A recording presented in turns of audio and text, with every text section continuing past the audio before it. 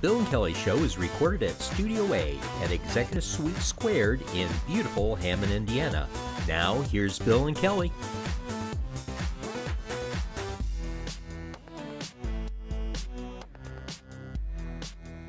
Hello, and welcome to the Bill and Kelly Show. We are so fortunate to have two very gifted writers on our show. David Benjamin, who has been on our show before, and his wife, Junko Yoshida.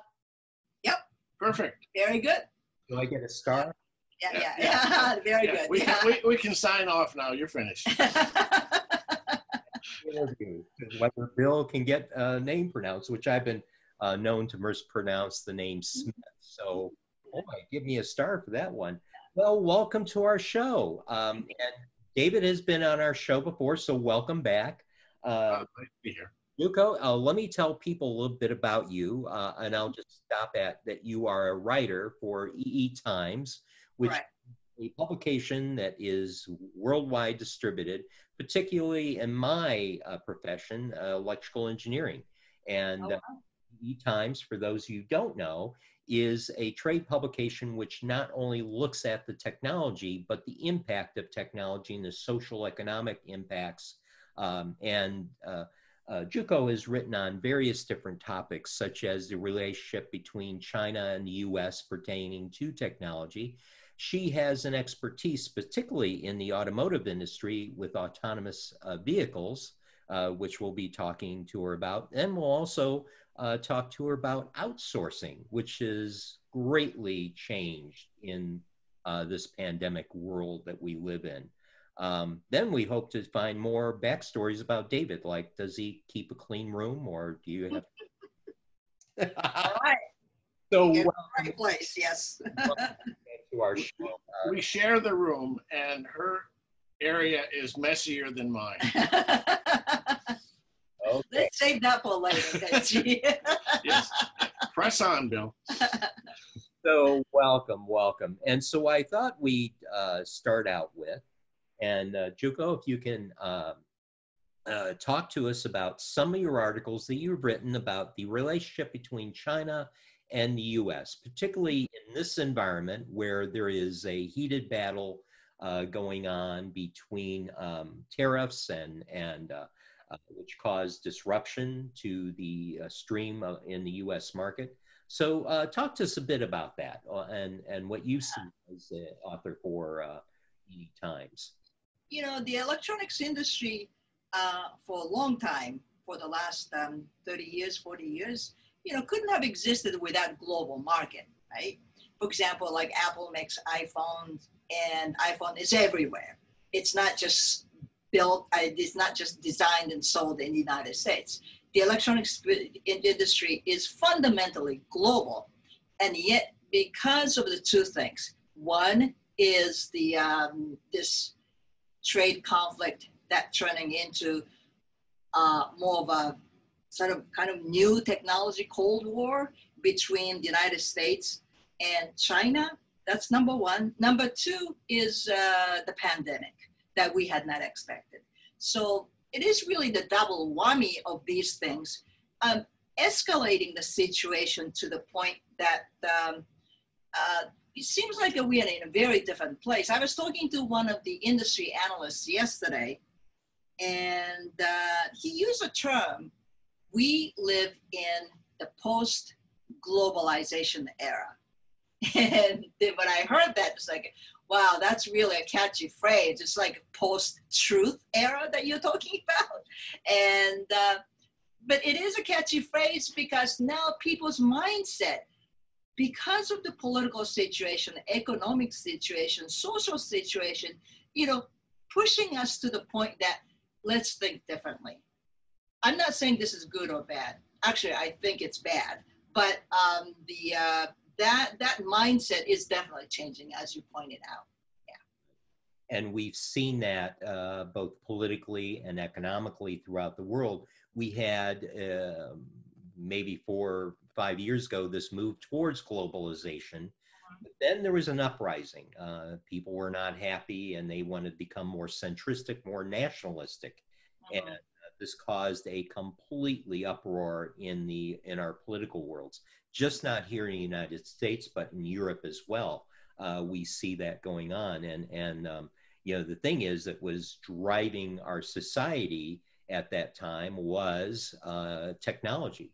You know, they bringing us closer together. But now it seems that that the world is taking more of a nationalistic view. It is coming further apart. Right. Yeah. So and so you've written an article about that just recently on China's relation with the U.S. Do you see this impacting development? You know, because we always, when I looked at it in the engineering world, the development was a multi-meshed, almost like a octopus, for lack of a better analogy, where you had development teams in different stages, and also you had people with visas coming to the United States working for companies. But now it seems like the brake is being tapped on that world. So do you feel like innovation is starting to slow down or level off during this time? No, I don't think so. This is more of I think actually most corporations, because they know they have to play in a global market, I don't think they have changed their way of they do business in terms of their development teams are all over the world. They're not, you know, bringing them back. No, development workers all over the world. Now, when it comes to manufacturing, there might be some talks because there's a couple of bills on the Hill that could provide some subsidies to companies, big semiconductor companies. And now they're thinking that if there's money on the table, one guy said it's a honeypot, right? If there's money on the table, why shouldn't we get that money? And that whole mentality of we could use, because semiconductor industry has been the engine of the, as you said, connecting the world. Why the corporations alone? I mean, why the private corporations alone are spending so much money in R&D? Maybe the U.S. government should help some, in terms of subsidies. And so this whole, what I say, the post-globalization or the so more nationalist ideas, really feeding off this idea, okay, we're not going to really change, for example, iPhone is not going to coming back to the US for assembly. But if it comes to the really advanced manufacturing of semiconductors, maybe it warrants it. Maybe it's a good idea, especially if you use the defense electronics in that and throw that into the conversation. But, to be fair, the things haven't really changed because it's really the political rhetoric that is making people say the lobbyists, the corporations, or the anybody who is working in Washington now, they really want that money if the government, the U.S. government, is committed to give out some subsidies for development. Yeah. And in reality, technology is so developed at this point, even as a political break. And back in when I was practicing, we still had collaboration over the internet, and we were either on Spice or on AutoCAD, be able to collaborate on designs and share information back. Right. So that hasn't changed. Bill, I think there is a pandemic effect here, though. Yeah.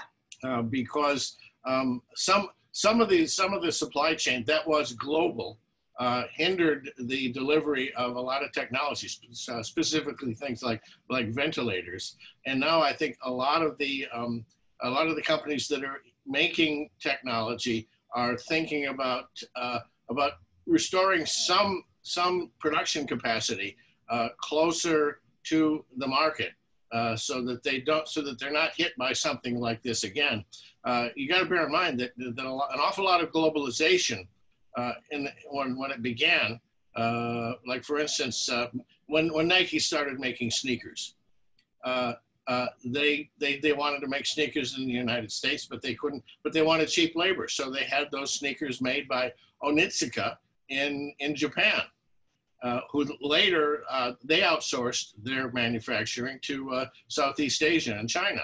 And I think that drive toward cheap labor accelerated globalization, but it also hollowed out labor markets in the countries where the goods were being sold.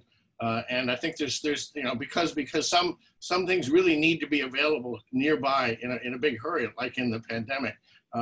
Some companies are rethinking where they want this stuff made, and if the federal government can subsidize the manufacture of local sources, we might see a little bit of that coming back. And certainly, companies will be creating contingencies for emergencies like this. One of the things that, don't get me wrong, I'm a big supporter of unions and for their original purpose for protecting the American worker against harsh work environments and honest pay. But one of the things, do you not feel that the pandemic has now created more of a leveling field? People are sitting at home and some have gotten stimulus funds, some have not because of the trend to move people over to independent contractors. There are quite a few people are having to rely on families. But to get to my point quickly here is we could be seeing a lowering of the US labor cost of manufacturing, which will then make it be more of an even playing field with Mexico and China, and I contend whether we could compete with engineering with India, but you see what I'm saying. This pandemic seems to be creating a leveling effect as far as labor. I don't know if that is true actually, because as I said, more labor-intensive work probably will not come back to the U.S. But when it comes to the value-added advanced manufacturing, yes, I think there's a possibility. But I don't think the corporate America has I don't think corporate America has appetite to really build a manufacturing base in the U.S. To be honest with you, it's because of the labor cost. I mean, I don't think this dynamic is going to change. Right. And one has to also look at, do we want that type of manufacturing? Right. Exactly. Yeah. We've always prided ourselves in being the four leaders in secondary education and engineering, where people came from around the world to be educated here. Do we want the tedious labor of assembly? Yeah, that's a good point. It's sort of like a race to the bottom, right? I mean, value-added and engineering-added type of assembly that comes back here. Yeah. That's the so one of the other topics that has, previous to the pandemic, it was an explosion, is autonomous vehicles. Mm-hmm. Is an area that you have covered quite extensively. So give us a kind of a 35,000 feet view of that autonomous development and where it stands now. Yeah. Well, the autonomous vehicle has been a hot topic for a long time without really having actual market. But it is the market where a lot of venture capitalist money went in. And the more money poured in, more startups spring up. And the traditional auto companies like GM, Ford, they can't twiddle their thumb somewhere back in Detroit, do nothing, right? It became a real threat to them. So therefore, that we have seen so many alliances going on between the traditional car OEMs with the tech companies in Silicon Valley. This has happened for the last several years. And this collaboration or partnership, it's usually this really web of the partnership, because it's not just one-to-one. Car companies always want to bet on like a couple of different things, just in case the other things didn't work out, right? So there has been acceleration of partnerships going on, especially in the last 6 months after pandemic, because they know that autonomous vehicles not going to come to the market, not even until 2025 or even 2030. So, but they can't stop the development. Therefore, so the development partnership and actual technology development, that has not stopped. But more immediate market they're beginning to see in the autonomous vehicle market is like, because of the pandemic, delivery of goods like food or goods that you don't need. You've seen, actually, I don't know if you see if you have seen the Starship little delivery robot thing is going around in Madison in the at the campus. Those things included. That is like one area that's kind of a bright spot. If you talk about immediate autonomous vehicle market, also I think autonomous vehicle is being really seriously considered by trucking industry because of the shortage of truck drivers. But if you talk about the autonomous vehicle you and I will buy, no, that's not going to happen for a long time. Yeah, every year I have to go to the Consumer Electronics Show and write up the presentation by Toyota, and Toyota created the Toyota Research Institute, which studies really the interplay of the practical interplay of autonomous vehicles with society. And they're really doing the most sensible research on autonomy of virtually any of the other car makers, because they realize how difficult it will be to transition from people driving cars to people sitting in the back seat and letting the car drive them from Chicago to New York City. That's a pipe dream right now. But the Toyota Research Institute, is it Dr. Pratt is his name? Yeah. Yeah. Gil Pratt. Gil Pratt is the guru of autonomous vehicles that are meant for delivery and taking care of older people, getting them to their doctor's appointments. Vehicles that are either for one person or for many people, that cover a fixed course, the program course, where you don't have to worry about telling the car to take a left here, take a left there, or program a complicated one-time trip.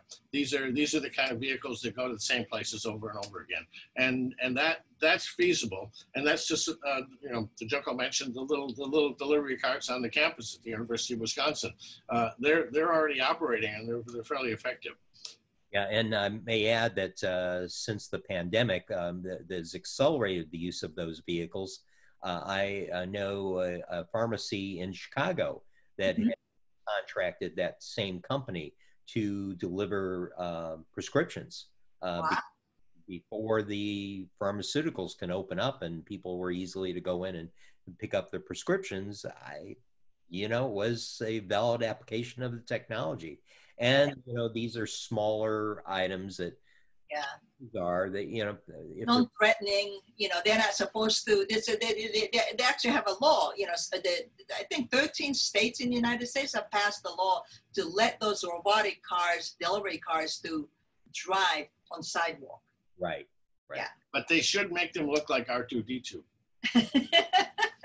They're non-threatening looking. Yeah, that's kind of cute, Intertwined with this topic, something that just happened recently is the Spacex mission, where we finally sent up on a vehicle that has been designed over the last couple of years, the Dragon capsule, which has been delivering goods back and forth between the International Space Station. Finally, it was manned. And for me, since a very early age, I've been amazed by space travel. And I always, when they had the camera behind the astronauts, previously they were all hands were on deck. You could tell that they're by the joystick or whatever, the gimbal, they were ready to take action if the computer failed. Now I see two astronauts with their hands folded and this big touch screen, which it just absolutely floored my mind. It just, to see it, because always being a fan of Star Trek and seeing all these automated screens, then fast forward to see that touch display and then be able to fly by wire in this amazing touch display, and for the most part having both of them look on and just having conversations with each other as the craft pretty much flew itself at 17,000 miles per hour at re-entry is just amazing. And again, the same company, SpaceX, is owned by, it's a subsidiary of Tesla, and which is a major market player in the autonomous vehicles. So that I just had to add that in, because that cut from the shuttle, where our last shuttle went up, where you still had all these analog switches and dials, to all of a sudden see this thin display. And when they did a tour of that capsule, it just like, that's it. That's all there is to the capsule. And, a lot more storage. That's for sure. The flip side is that Tesla oversold its autopilot in cars, and had some serious. Well, there were some accidents, some fatal accidents, and some serious problems because they pushed that too fast and too far. And I think they gave everybody in the autonomous vehicle industry second thoughts about how fast this was going to happen. Right. I just hope that doesn't happen with the space. Well, I don't know, and when I was a kid, the space industry always drove technology. The going to the moon and back drove medical research, drove patient research beyond the scope, because money was given to NASA. And, when you have all these research entities out there that don't have that type of funding available to them, but when you have a president that outlays a directive that we are going to go to the moon and back, it is amazing acceleration of technology. So one of the other things that I hope we talk about is another disruption, the pandemic disruption to the outsourcing industry. And we kind of spoke along that way, but you covered that in EETimes very well. And if you can give your view of what you see happening, is that going to be recovered, or what is your view of outsourcing right now?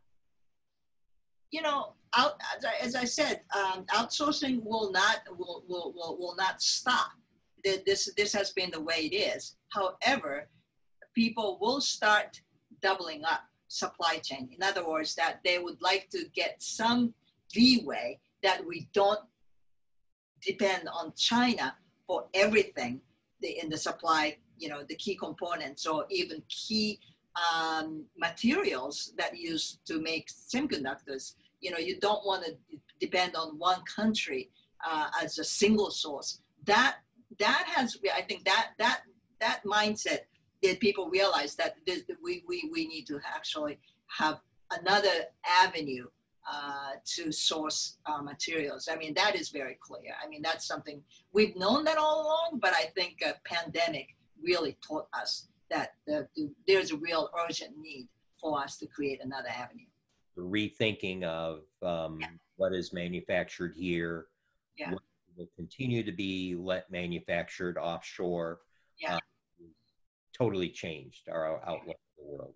So, if I can interject, the tension between Beijing and Taiwan, Taiwan being the largest supplier of semiconductors in the world and the main supplier to China, there are political implications to the relationship between China and Taiwan that most people aren't paying attention to. That's true. That's an important point, because one of the most advanced semiconductor manufacturing company is called TSMC, Taiwan Semiconductor Manufacturing Corporation.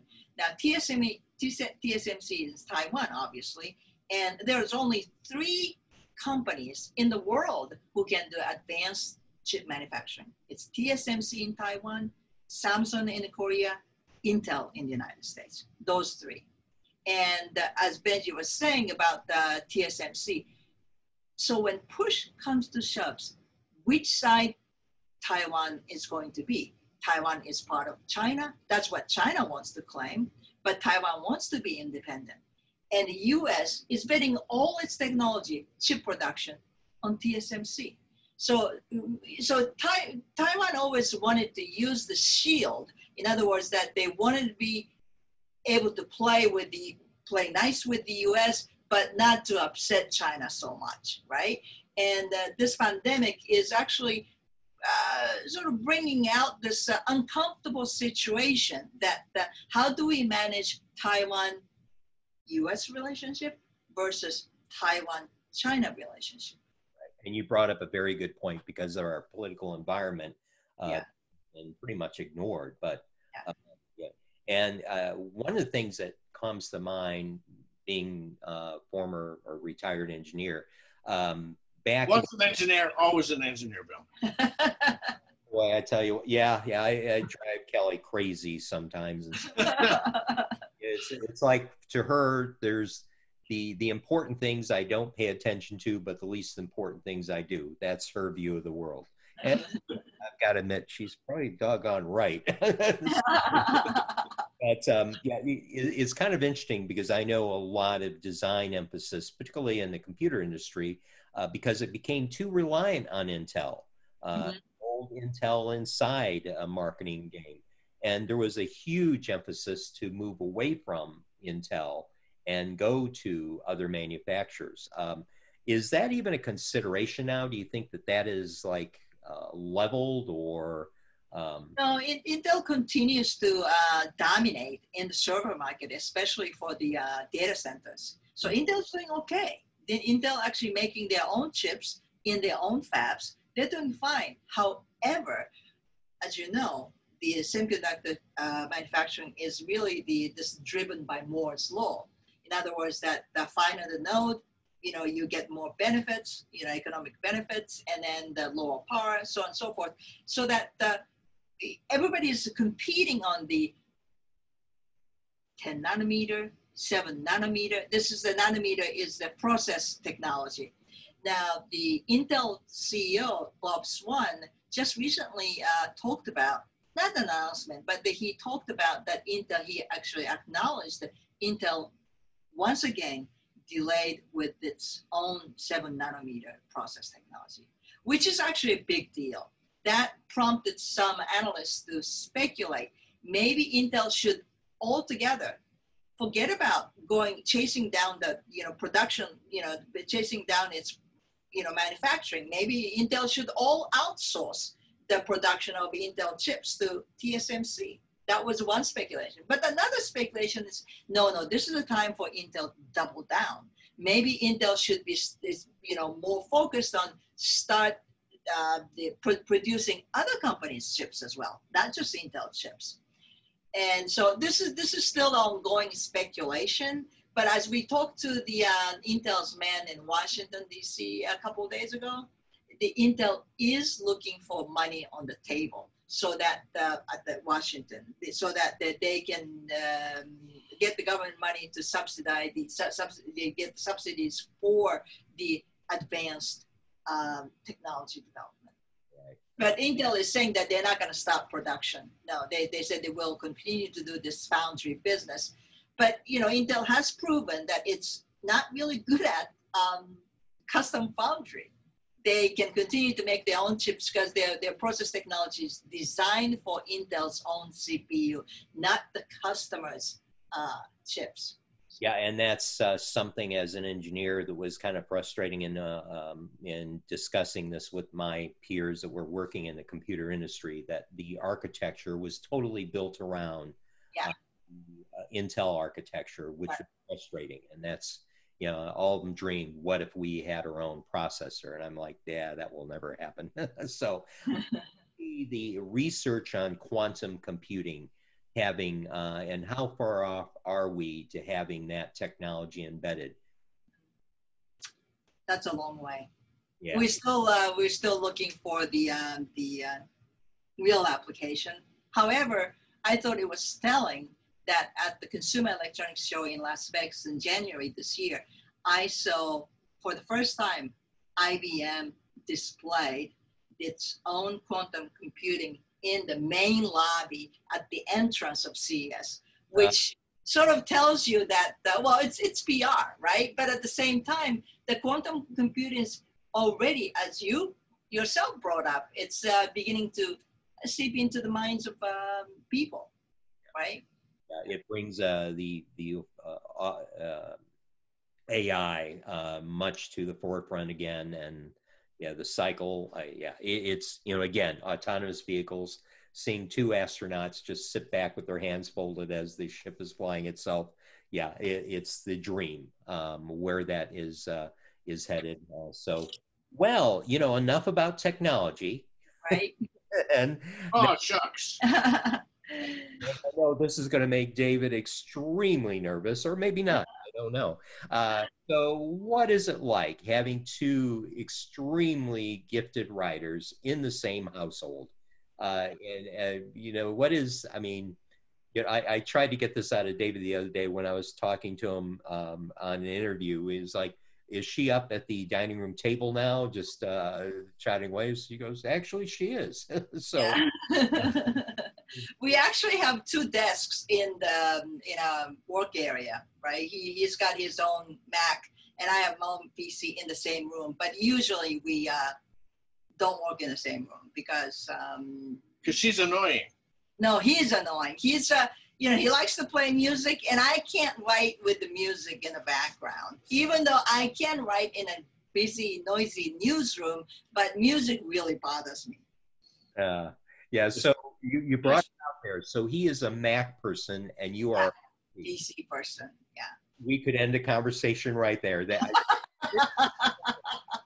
relationship that you two have, it's just absolutely too detailed too, with the broad spectrum of colors and everything. Oh my goodness. So, you know, one of the things that do you guys? And I believe you do. Do you collaborate on projects?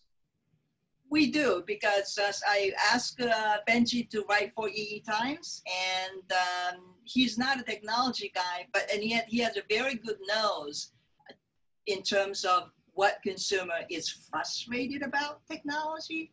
So we often, not as a formal brainstorming or anything like that, but when we have you know, I don't know, a cup of gin and tonic on the balcony, we kind of kick back and talk about what, you know, I write a lot about, for example, Internet of Things, IoT, and then he responds what he feels frustrated about the connected technology. And then we actually have this, you know, kind of fun conversation, not as a fodder for something he or I would write about, but it's sort of one thing led to another. We have a sort of like a story ideas of each, you know, that you have yours and I have mine, and that's kind of feed off each other's imagination, I guess. You know, I was thrust into technology, writing about technology against my will. Against your will? Right. But when before I met Junko, I worked for a very venerable technology and management consulting company in Cambridge, Massachusetts called Arthur D. Little. And they hired me not because I knew anything about technology or management, God forbid, but because I was a writer, and they wanted to write a book about inventions. It was called Breakthroughs. I was the ghostwriter, but I wrote every word, and I conducted every interview with inventors of things like. I interviewed Phil Knight at Nike. I interviewed Godfrey Hounsfield at EMI, who invented the CAT scan machine. And I met Junko when I went to Japan to interview the inventor of VHS, whose name was Shiraishi, and the brilliant marketer of VHS, whose name was Takano. And I had to explain inventions as elaborate as the reformulation of polypropylene by Montetis in Italy and Mitsubishi Chemical in Japan. So when I started consorting with Junko, she was at JVC, the Japanese Victor Corporation, and then she got hired by EETimes, and so I got recruited into editing her copy and also talking about all the technology that she had to write about. So now EETimes has me writing a monthly column about technology called Reality Bites, and it usually is written from the Luddite point of view. You know, knowing you now, David, if I were the editor of EETimes, there could be no better person to write that article than you, with your sarcastic flair and. It's ironic, not sarcastic. Ironic, yes. No, actually, David, one thing that I think, and I thought about you because I had a conversation with a friend describing the Macintosh when it was originally released as a appliance, if you will. It was supposed to be the toaster. You just stick the bread in, press the button. The eloquent, the just being able to make a simplistic computing device into an appliance. And I was talking to someone about now, let's take a picture back then compared to now. I mean, you cannot call the Macintosh operating system any longer simplistic, if you will. And I just thought if there was someone that could describe the evolution of the Mac, I believe David is the person with the. Well, you know, when I was at Arthur D. Little, we had an information technology section, some brilliant people, and they were. I remember one of my consultants was working on a Lisa, Right? An Apple Lisa, and doing this weird thing called email. Yeah. Back in the days, yeah, that's true. Yeah. And do you remember Steve Jobs' flash in the pan, the Cube? Cube, yeah. I think that was the name of it, wasn't it? The Cube? Cube, yeah. She remembers the Cube. I don't. I try to forget as much technology as I possibly can. Oh boy, yeah. But listen, we probably better wrap things up here, and this has been just an absolute treat for us. And well, thank you. Hear the backstories and. But we miss Callie, you know. Oh, we all. As soon as this drops, this tonight at 8, I'll get. Where's Kelly? Why is it? Well, I'll let all of our listeners know Kelly is out covering something for the Bill and Kelly Show. We've had this remarkable young lady on our show before who's developed these smile bags, and she's all of about, I think she's 12 now, and they're bags chock full of things for kids that are going through really traumatic times, whether it be a divorce or maybe they're going in foster care.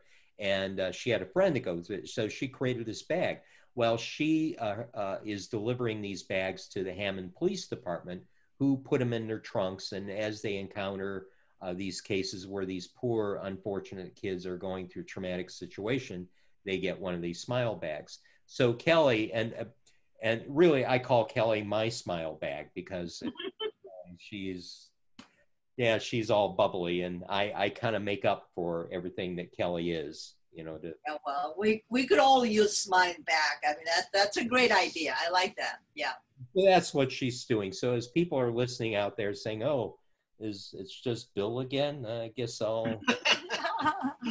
Yeah, so, well, with that, listen, I can't tell you how much we appreciate you two coming on, and we'll have to have you on again. This is All right.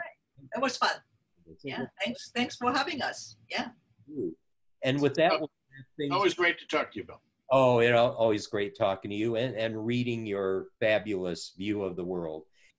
With that, listen, I appreciate both you. You guys keep doing what you're doing, providing a world of entertainment and information for us out there, which the world needs. So listen, you guys enjoy your day today, and please, Junko, keep them under control as much as you can.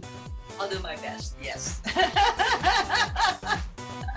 Listen, good day to both you and everyone out there. Please be safe and please be kind to your neighbor. We'll say goodbye for now.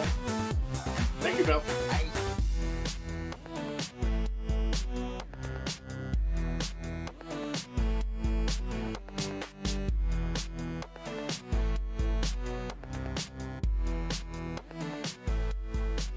This episode of The Bill and Callie Show is brought to you by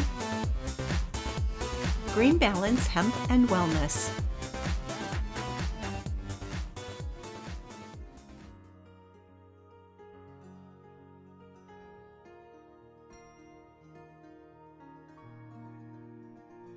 Hi everybody, and welcome to our very first bi-monthly Green Balance Hemp and Wellness fan club and beverage of your choice girls get together. And I guess I'll start first. Obviously, you all know I'm Callie, and I have to say that my favorite Green Balance product is the essential oil infusions. It is this topical relief oil. It's in a roller ball. I put it on. First of all, it smells amazing. I can put it on my temples for headaches. I can rub it all over, and it's got this cooling sensation, and it just keeps me kind of chill and zen all day. So why don't we start? We'll introduce everybody. Lily, why don't you tell everybody what your favorite product is? Well, I too love all their products, but as a certified fashionista and a makeup artist to the stars, I would have to say that my favorite products are the 100 milligram face serum and of course the orange and honey lip balm, because in my line of work, having lovely skin is so important, and I even tell my clients if they want their skin to be smooth and radiant, the face serum is amazing, and definitely the lip balm keeps your lips so smooth and luscious. Oh, that would be my favorite. Okay, now we're going to go over to our new member, Denise. Oh, me? Well, like you, I like all their products, but if I had to choose my favorite, I would have to say that as a wife of a husband who travels an awful lot, and as the mom of 6 really active kids, my favorite product would have to be the 500 milligram CBD oil. I put 2 drops under my tongue every morning, and it really helps me get through the day. I mean, when you've got 2 sets of twins and 2 teenagers, you need all the help you can get.